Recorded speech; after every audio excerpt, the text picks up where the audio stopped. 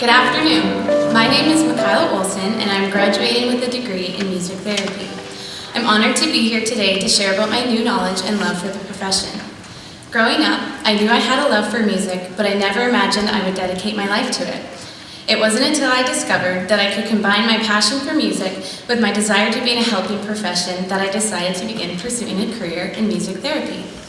This was a difficult choice to make, as it meant that I would have to move away from my home in Saskatoon. However, I couldn't ignore the feeling that I was being called into music therapy.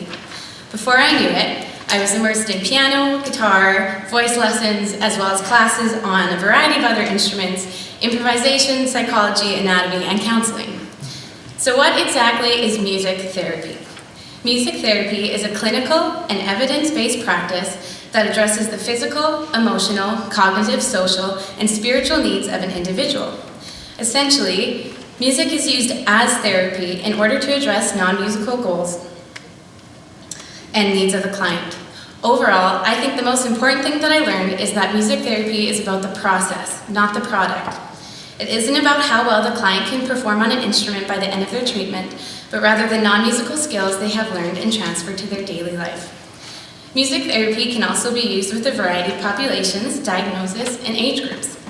This last semester, I led a session with 2 to 3-year-old clients in the morning and a 97-year-old man in the afternoon. No matter how old we are, where we came from, or what we have faced, we can all relate to music in some way or another. I've personally seen how music can heal in every domain of life. Music has changed my life and will always be a part of who I am and who I want to become. I am thankful for my experience and education at CMU, and I'm excited to take what I have learned over the last 4 years and apply it into my future career as a music therapist. So last semester, I worked with an 83-year-old man in my practicum who had an abnormal gait and slurred speech. What stood out to me about this particular client was his evident love of country music. Although he had lived in an institution for people with intellectual disabilities for over 40 years, he was a cowboy at heart. Every time we played Johnny Cash together, he would sing and play along as loud as he possibly could. Never before have I seen someone who was so in love with every aspect of music. One of his favorite songs was Folsom Prison Blues, which we sang together to improve his pronunciation and to help him walk in time. By the end of the semester, it was clear to me that the music was both effective in reaching the goals that had been developed for him, but also in increasing his overall quality of life. I will never forget the way his face lit up when he saw an instrument or heard a chord from a familiar song, or the way the stresses and worries of life seemed to disappear as he began to strum his guitar. I will always feel joy when I remember the way his voice would echo down the hallways for all of the residents to hear.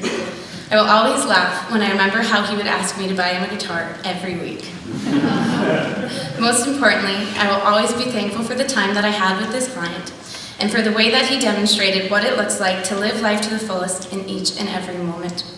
Today I've decided to share Folsom Prison Blues, one of his favorite songs.